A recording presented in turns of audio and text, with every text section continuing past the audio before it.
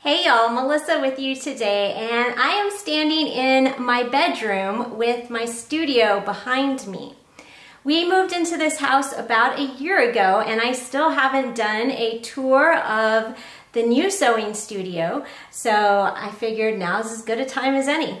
Let me show you around. There's my desk area, my dress form and spinning wheel, my sewing machines, fabric shelf, and my cutting table, all in this 360-degree view of my studio.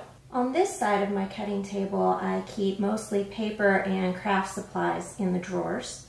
But on this side are my sewing notions, also in drawers, as well as my heat transfer vinyl supplies and my ironing supplies.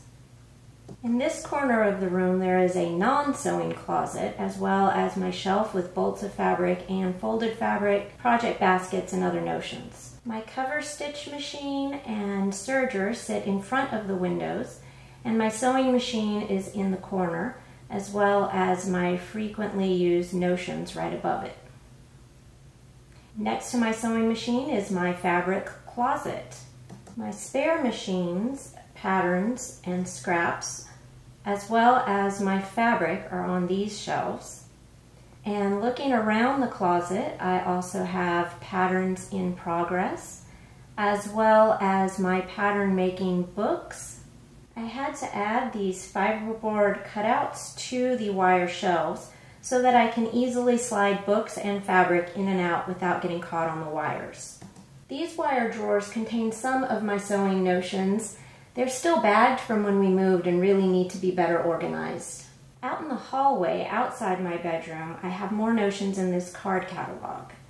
You can see I have elastics, ribbons and trims, zippers, tags, etc.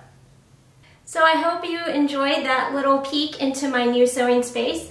I am going to add a link here to my old sewing space. You can see a lot of details about how I store my patterns and how I store my fabric, which is still what I do here, just in a different place. And there'll also be some tips in that playlist for studio organization in general.